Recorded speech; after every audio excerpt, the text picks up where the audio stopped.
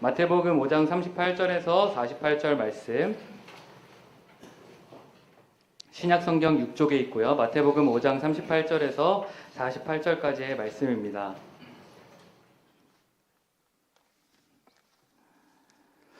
저와 성도님들이 교독하시도록 하겠습니다. 또 눈은 눈으로 이는 이로 갚으라 하였다는 것을 너희가 들었으나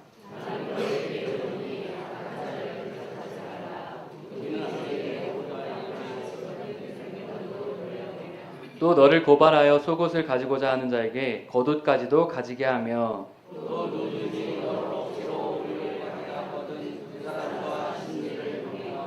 내게 구하는 자에게 주며 내게 꾸고자 하는 자에게 거절하지 말라.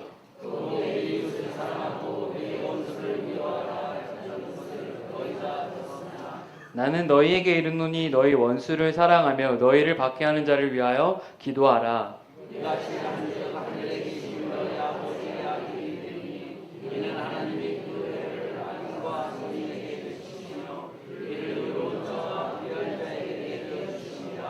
너희가 너희를 사랑하는 자를 사랑하면 무슨 상이 있으리요? 세리도 이같이 아니하느냐?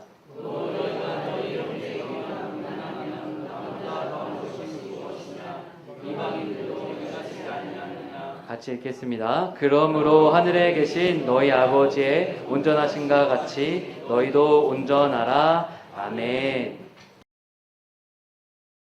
할렐루야. 아멘. 무더운 날씨에 여러분 모두 건강하시기를 바랍니다. 아멘.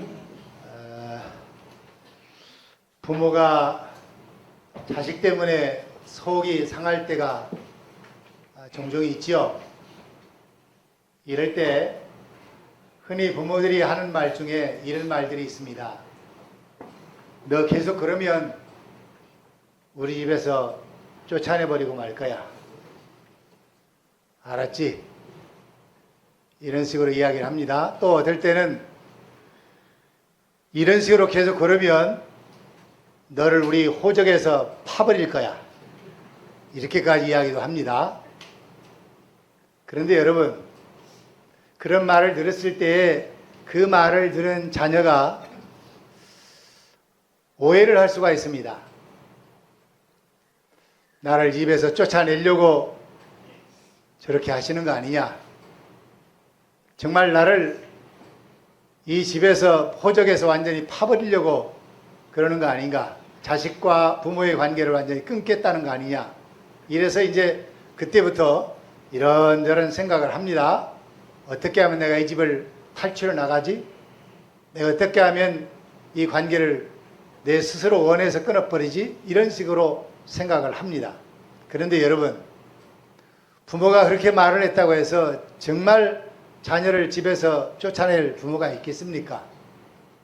호적에서 자식의 이름을 파버릴 부모가 어디 있겠습니까?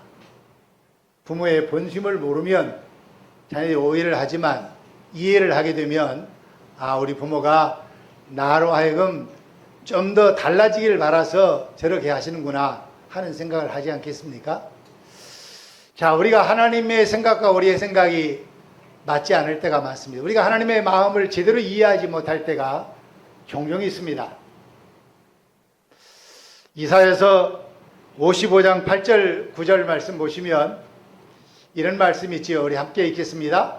이는 내 생각이 너희 생각과 다르며 내 길은 너희의 길과 다름이니라. 여호와의 말씀이니라. 이는 하늘이 땅보다 높음 같이 내 길은 너희의 길보다 높으며 내 생각은 너희의 생각보다 높음이니라. 그렇습니다. 하나님의 생각은 우리의 생각과 다른데 얼마나 다르냐? 하늘과 땅 차이로 우리의 생각이 다를 때도 있다는 것입니다. 근데 문제는 우리가 그렇게 다른 하나님의 의도, 하나님의 속마음을 제대로 이해하지를 못하면 하나님을 올바르게 섬겨 나갈 수가 없다는 것입니다. 그래서 우리가 하나님의 본심을 파악하기 위해서 애써야 합니다. 예수님께서 하나님의 본심이 어떤 것인가 하는 것을 오늘 성경 말씀에서 우리에게 가르쳐주고 있는데 마태복음 5장에 여러 가지로 말씀하십니다. 21절, 22절에 보시면 이런 말씀이 있죠. 같이 읽습니다. 옛사람에게 말한 바 살인하지 말라. 누구든지 살인하면 심판을 받게 되리라 하였다는 것을 너희가 들었으나 나는 너희에게 이르노니 형제에게도 하는 자마다 심판을 받게 되고 형제를 대하여 나가라 하는 자는 공회에 잡혀가게 되고 미련한 놈이라 하는 자는 지옥불에 들어가게 되리라. 자, 여기서 옛사람에게 말한 바라는 말은 구약의 율법 시대에 살고 있는 사람들에게 하나님이 주신 말씀입니다. 뭐라고 말씀하십니까? 살인하지 말라. 10계명의 6번째 계명에 살인하지 말지니라 이런 말씀이 있습니다. 그래서 살인하지 말라는 말씀을 너희가 들었지만은 하나님의 의도는 그게 아니다. 그보다 더 중요한 하나님의 뜻이 있다. 단지 사람을 죽이고 죽이지 않고 하는 그 문제가 아니라 사람을 죽이게 되려면 먼저 분노가 차게 됩니다. 가인이 아벨을 죽일 때, 자기 동생 아벨을 죽일 때 분이 나서 아벨을 죽였잖아요. 그러니까 분이 나서 사람을 향해서 뭐 미련한 놈이라고 하다든지 아니면 그 분노에 사로잡혀서 사람을 죽이게 되니 분노를 먼저 해결하면, 분노를 없애면 살인은 하지 않을 것이다 라는 게 하나님의 본심이라는 거죠. 믿으십니까? 아멘. 이해가 되시죠? 아멘. 예, 사람끼리 분노를 사라지게 하면 살인하는 일이 없어진다는 겁니다. 뭐 요즘에 우리나라에 살인하는 일들이 너무 많이 벌어져서요.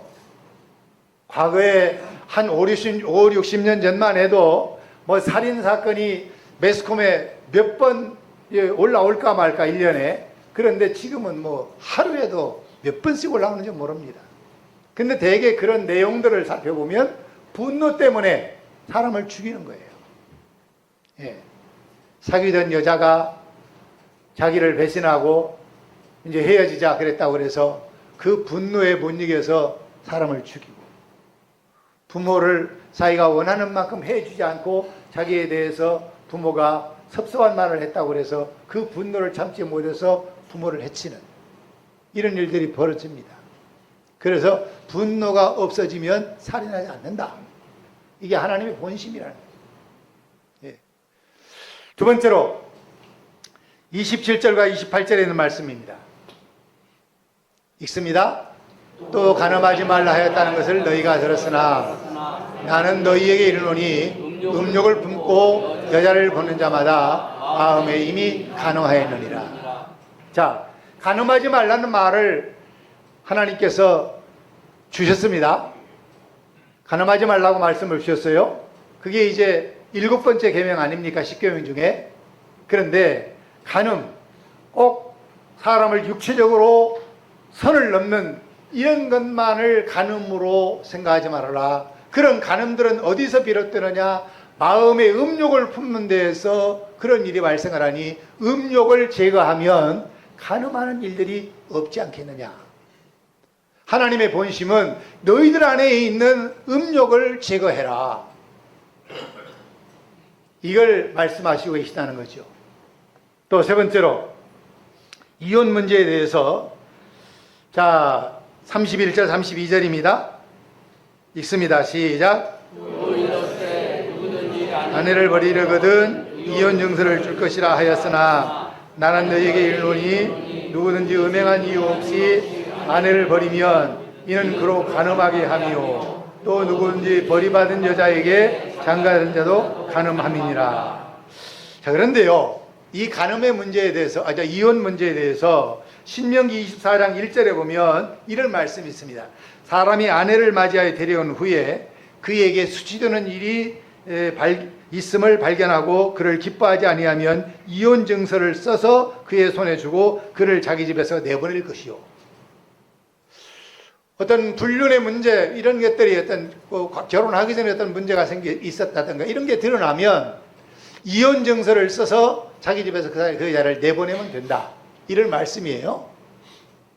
그런데 이혼 증서를 써주고 안 써주고 하는 문제가 이제 그 여자를 내보내느냐 내보내지 않느냐 하는 것과 연관된다 이렇게 생각할지 모르지만 그보다 더 근본적인 문제는 뭐냐?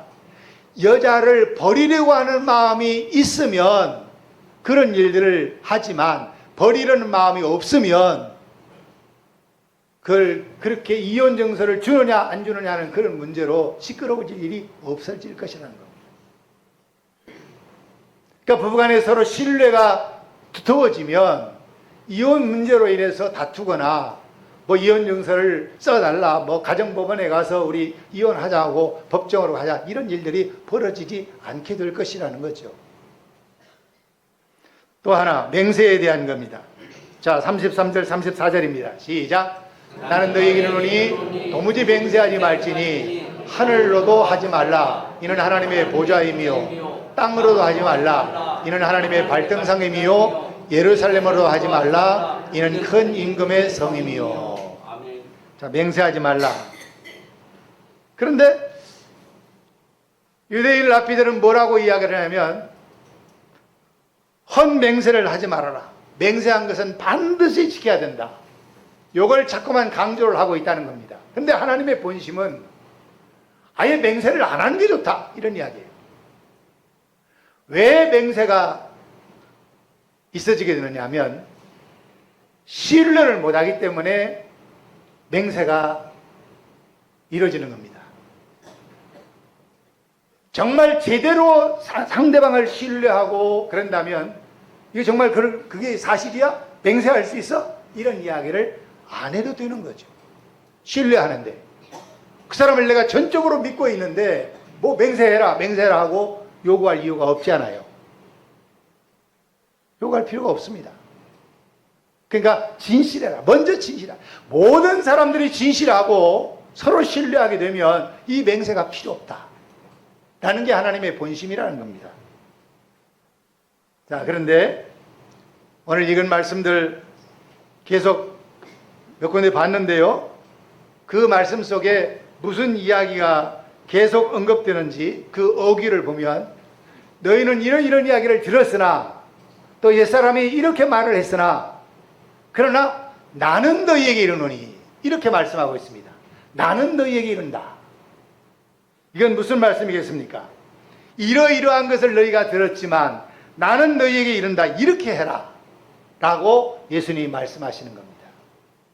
그러면 성경의 구약 성경에 뭐 간음하지 말아라 살인하지 말아라 하고 하시는 말씀하고 예수님의 생각과는 다른 거 아니냐 이렇게 우리가 오해할 수 있죠.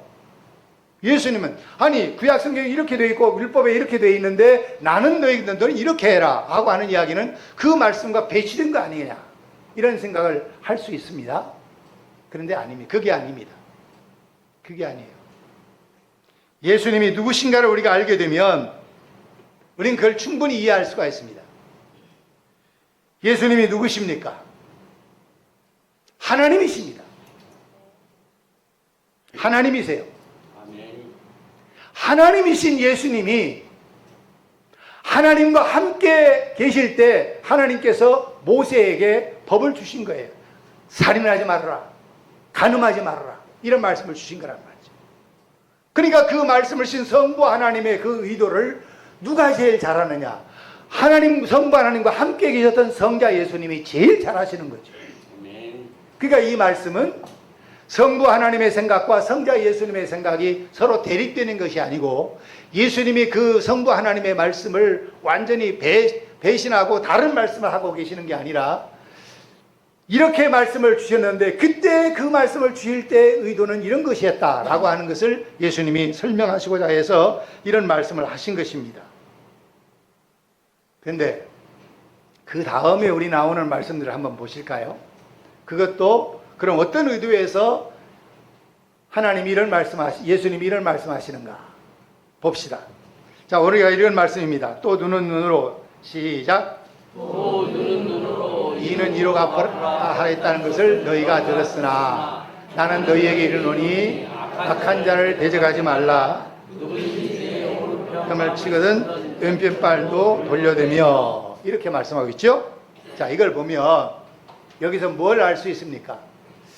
눈은 눈으로 이는 이로 갚으라.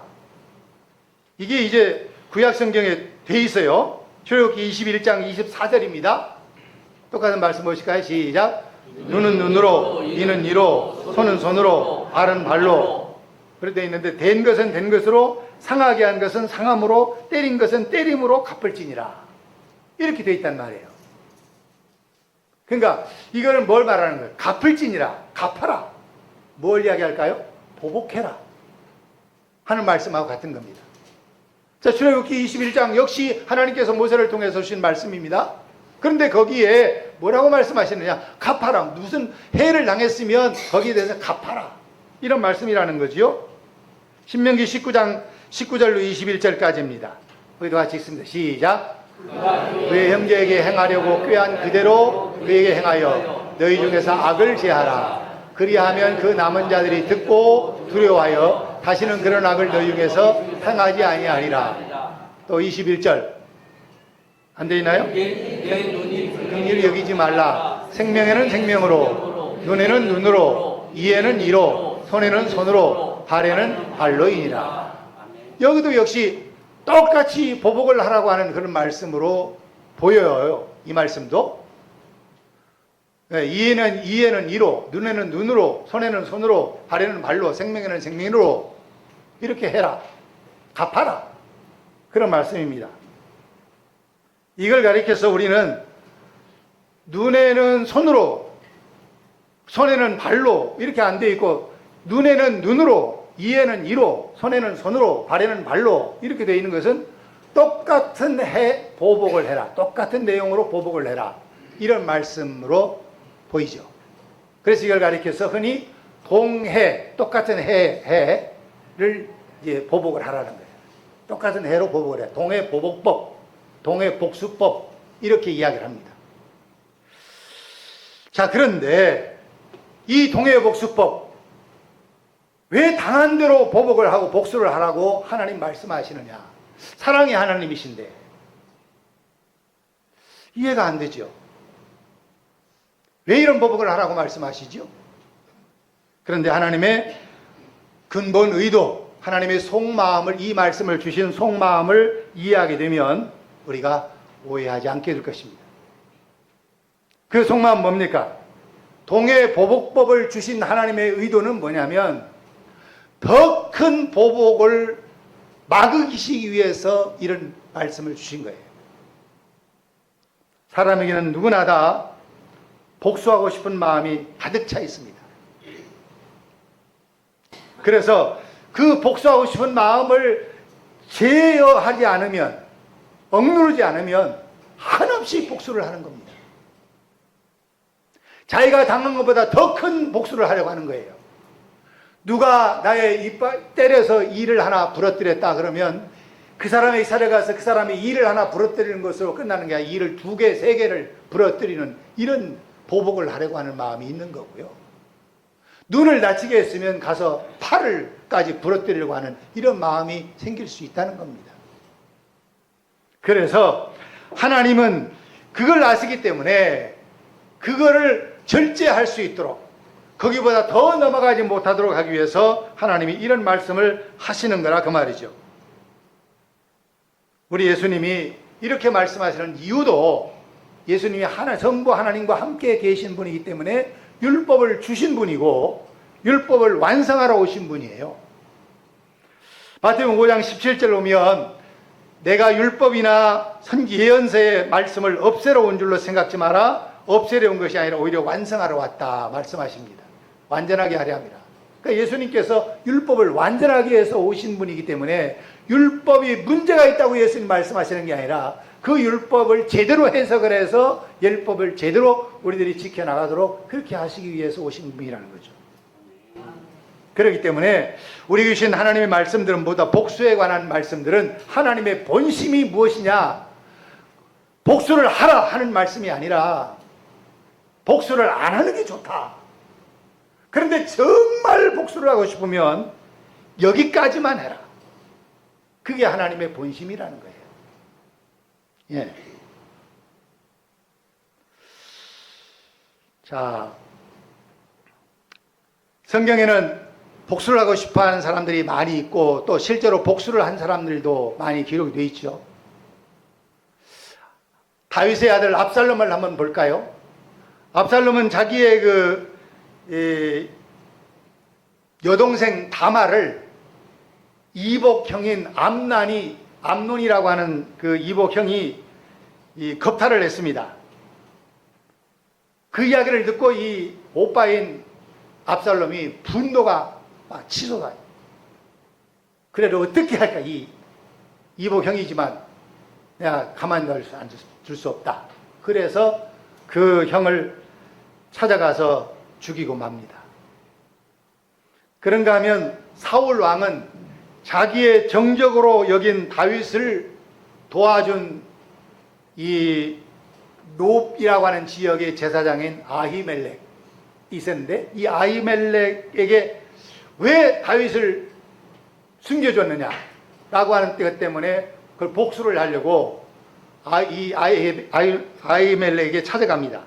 제사장 아히멜렉을 찾아가서 그 롭에 가서 아히멜렉뿐만 아니라 거기에 있는 다른 제사장, 노베 제사장들 85명을 한날 한시에 한 장소에서 다 죽여버립니다. 이 복수심 때문에 그렇겠죠.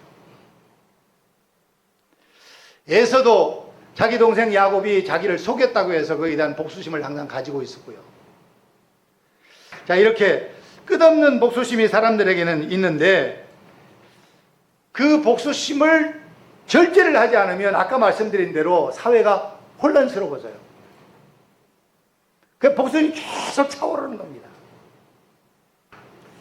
그래서 그걸 절제할 수 있는 길이 무엇인가? 인도네시아에서 사역 중인 선교사님 한 분이 저한테 이런 이야기를 하더라고요. 인도네시아에서 만약에 차를 몰고 가다가 교통사고를 내면 그때에 우리 같으면 교통사고를 내면 어떻게 합니까? 신고를 하죠. 그 후속 조치를 해야 되잖아요. 다친 사람 조치 안 하고 그냥 신고만 해도 안 되고 빨리 조치를 취하면서 신고해야 됩니다. 그런데 인도네시아에서는 신고고 뭐고 없이 빨리 도망치라고 경찰이 가르쳐 드려요. 경찰이 그렇게 이야기를 했더라고요. 도망쳐라. 그래가지고 하루나 이틀 지나가지고 경찰서에 와서 신고를 하면 돼요. 왜냐하면 그 자리에 있다가 그 다친 사람이나 혹은 죽은 사람의 가족이나 친척이 나타나서 죽여버리면 책임을 묻지 않는다는 거예요. 그 사람, 그 가족들이나 친척한테. 더 큰 보복을 해도 책임을 안 묻는답니다. 물을 수가 없대요. 그러니까 빨리 피해라. 시간 지나고 나서 이제 그 문제가 어느 정도 복수심이 가라앉으면 그때는 달라진다는 거예요. 그래서 그런 마음을 다 알고 계시는 하나님이 더 큰 보복을 하지 않도록 최소한의 지혜장치를 준 것이 이만큼만 복수를 해라. 이거보다 넘어가서는 안 된다. 이렇게 말씀하신 거예요. 근데 예수님은 거기에 대해서 더 나아가서 말씀을 하십니다. 보복을 하라고 되어 있지만은 그러나 나는 너에게 이른다. 나는 너에게 이른다. 오히려 그 해를 입히는 사람, 나에게 어떤 고통을 주려고 하는 사람이 있거든. 그 사람을 위해서 이렇게 해라. 주님 말씀하세요. 어떻게요? 악한 자를 대적하지 말아라. 자, 오늘 말씀의 39절 말씀입니다. 38절 9절 같이 보죠. 시작. 또 눈은 눈으로 이는 이로 갚으라 하였다는 것을 너희가 들었으나 나는 너희에게 이르노니 하지 말라. 누구든지 내 오른편 마음을 씌우는 왼편도 돌려대며. 예. 어떻게 하지 말라고 그럽니까? 악한 자를 대적하지 말아라. 이 대적하지 않는다는 말은 앙가품하지 말아라. 이런 말씀입니다. 앙가품하지 말아라. 악한 자에게 앙가품하려고 하지 말아라. 예. 그러면서 예수님이 말씀하신 것, 악한 자가 우리를 고통스럽게 하려 할 때에는 이렇게 해라. 그걸 차례대로 이제 말씀을 하십니다. 어떻게 하느냐? 39절 보면 악한 자를 대적하지 말라고 하시면서 오른편 뺨을 치거든 왼편도 돌려대라. 무주항이라는 이야기입니다. 악한 자를 대적하지 말라는 말은 무저항해라. 그러니까 저항하지 말아라. 보복하지 말아라. 이런 말씀이세요. 또 그 다음에 40절 말씀도 보면 너를 고발하여 속옷을 가지고자 하는 자에게 겉옷까지도 가지게 하며. 이건 뭘 말하냐면 소송을 걸어서 어떤 재산상의 재산의 문제가 걸렸을 때 속옷을 가지고 싶다 해서 소송을 걸면 그런 자에게는 너의 겉옷까지도 주어라. 안 주겠다고 바둥바둥 버티고 그러다가 이제 살인도 생기고 그럴 수 있으니까 그때는 그냥 겉옷까지도 줘라. 겉옷은 유대인들에게는 이 외출복만이 아니라 밤에 잠을 잘 때 이불과 같은 역할을 하는 것입니다. 그것까지도 줘라. 대적하지 말아라. 또 그 다음 문제도 보겠습니다. 41절입니다. 시작. 또 누구든지 너로 억지로 우리를 가게 하거든 그 사람과 신리를 동행하고. 억지로 오리를 가게 하는 일들이 어떤 거냐면요. 이런 거예요. 그 로마가 지금 이스라엘을 점령을 하고 있지 않습니까?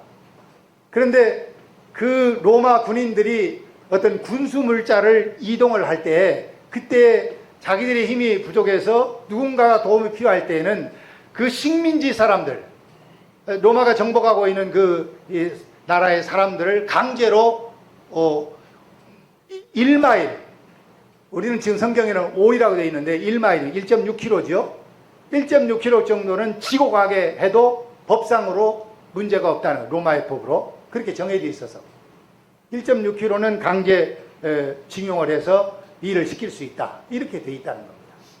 그러니까 그럴 때 그런 그 로마의 군인이 너로 하여금 오리를 가자. 이 짐을 짊어지고 오리를 가거라 라고 이야기할 때에는 내가 왜 해야 되냐고, 이거 왜 우리를 정복해가지고 우리를 괴롭게 하느냐. 그러면서 거기서 맞서서 싸우고 이럴 게 아니라 차라리 심리 2마일을 가져와라. 이게 무저항의 모습입니다. 그 다음 또 42절입니다. 읽습니다. 내게 구하는 자에게 주며 내게 꾸고자 하는 자에게 거절하지 말라. 이것도 역시 무저항을 이야기한 겁니다. 사실 이 무저항의 그 태도가 사람을 변화시킬 수 있지, 같이 맞서서 싸우게 되면 변화가 아닌 더 큰 고통이 따르게 되고 사회가 극도로 혼란해질 수 있습니다. 차라리 어떤 불이익을 당할 때에는 그만 무저항적으로 나가는 거예요. 대항하지 말아라.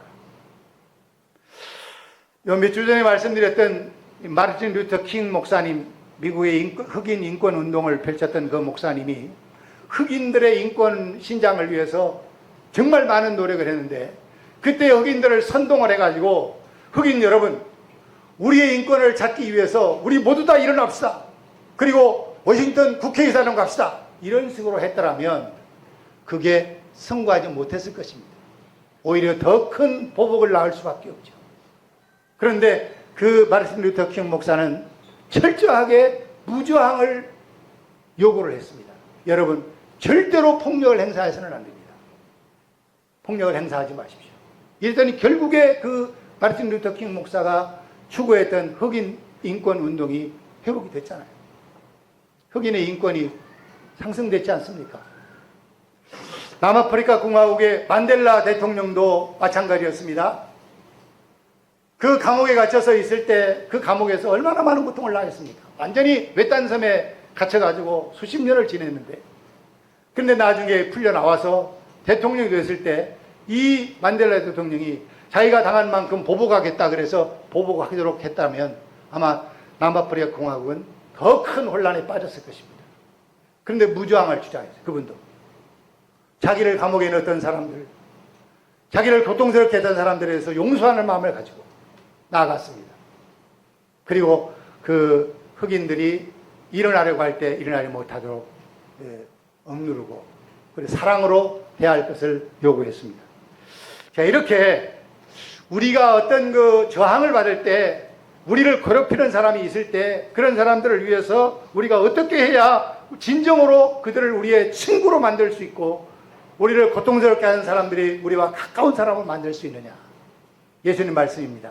적극적으로 그걸 바꿀 수 있는 방법, 복수심을 바꿀 수 있는 적극적인 방법은 뭐냐? 사랑입니다. 소극적인 방법은 무저항이라고 이야기한다면 적극적인 방법은 사랑입니다. 그래서 44절 말씀 보십시오. 자, 읽습니다. 나는 너에게 이르노니 너희 원수를 사랑하며 너희를 박해하는 자를 위하여 기도하라. 아멘. 예, 원수를 사랑하라는 거예요. 그리고 우리를 박해하는 사람들을 위해서 기도해 주라. 예수님 말씀입니다. 또 누가복음 6장 27절 28절에도 비슷한 말씀이 있는데 한번 읽으실까요?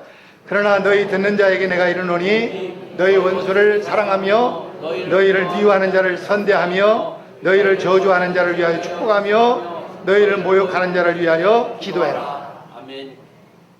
자, 보세요. 원수를 어떻게 하라고요? 원수를 사랑합니다. 여러분 이제 이 외우고 계셔야 돼요. 그래야 여러분이 실제 생활 속에 들어가서 이대로 하지요. 그냥 여기서 듣고만 잊어버리시면 안 되니까. 원수를 사랑하며 미워하는 자를 선대해주고 저주하는 자를 위해서 축복해주고 모욕하는 자를 위해서 기도해라. 자, 이렇게 원수를 사랑하고 미워하는 자를 선대해주고 저주하는 자를 위해서 축복하고 박해하는 자를 위해서 기도하고 하는 이 적극적인 사랑, 이것이 사람을 바꿀 수 있습니다. 예수님이 말씀하신 대로 그대로 살았어요. 자기를 십자가에 못 박는 로마의 병정들을 위해서 예수님 기도하셨습니다. 아버지여 저들을 사하여 주옵소서. 자기들이 하는 것을 알지 못함입니다. 십자가에 달려 너무너무 고통스러운데도 그 고통 속에서 로마의 병정들을 위해서 기도하신 예수님의 이 사랑의 기도, 이게 바로 예수님 말씀하신 원수를 사랑하라 말씀을 그대로 이행한 거 아닙니까? 예. 여러분, 이제 말씀을 맺겠습니다. 우리 주 예수님을 본받아서 안 갚으렴 하려 하지 맙시다. 그래도 복수하고 싶거든 적극적으로 그를 사랑합시다. 우리를 향해서 저주를 퍼붓는 자를 위해서 축복합시다. 아멘. 그래도 복수심이 사라지지 않거든 그를 위해서 기도합시다. 아멘. 그리고 그에게 잘 해줍시다. 아브라함의 아들 이삭이 그랄 지방에 가서 살고 있었는데 그랄 왕 아비멜렉이 이삭을 얼마나 견제를 했는지 모릅니다. 이삭이 하는 일마다 다 잘 되니까 이 아비멜렉 왕이 시기가 났어요. 그래서 이삭을 다른 데로 좀 가라 쫓아보냅니다. 다른 데로 갔습니다. 자기 아버지 아브라함 때 팠던 우물을 팠더니 물이 나옵니다. 그걸 본 이 그랄 사람들이 와가지고 흙으로 우물을 메우고, 그래 또 다른 곳으로 옮겨갔더니 거기서도 우물을 팠으나 물이 나왔습니다. 이 그랄 사람들은 우물을 파도 물이 잘 안 나오는데 이삭은 우물을 파면 물이 잘 나와요. 가서 또 막아버렸어요. 그래 또 다른 데로 갑니다. 거기 가서 또 우물을 팠습니다. 물이 나옵니다. 이삭은 대항하지 않았습니다. 그랄 사람들하고 싸우려 하지 않았습니다. 그냥 무저항으로 자꾸 옮겨갔습니다. 근데 나중에 결국에 이 그랄 왕 아비멜렉이 브엘사바로 이삭에게 찾아왔어요. 뭐라고 하는 줄 아십니까? 이삭에게 와서 하는 말이 이렇게 말을 했습니다. 여호와께서 너와 함께 계심을 우리가 분명히 보았으므로 우리 서로 평화 조약을 맺자, 이런 말을 합니다. 그러면서 너는 여호와께 복받은 자니라. 아멘.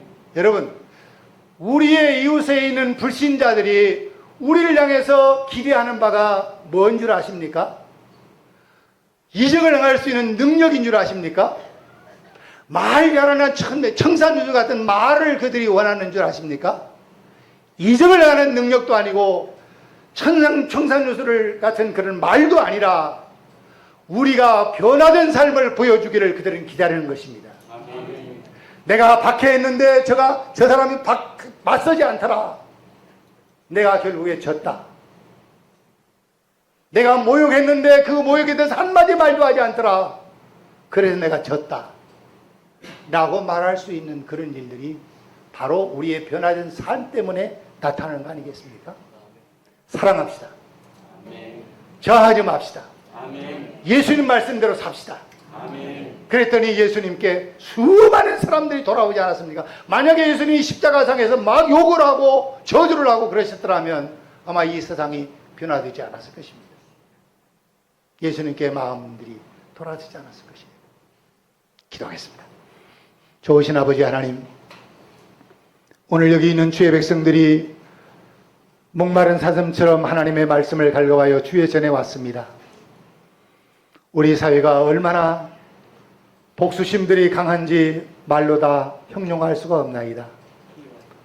서로 미워하고 저주하고 얼마나 악독한 세상이 되었는지 모릅니다. 이럴 때 우리 그리스도인들이 진정 예수님의 말씀대로 무정하며 진정한 사랑을 보여줄 수 있는 자들이 되게 하여 주시옵소서. 아멘.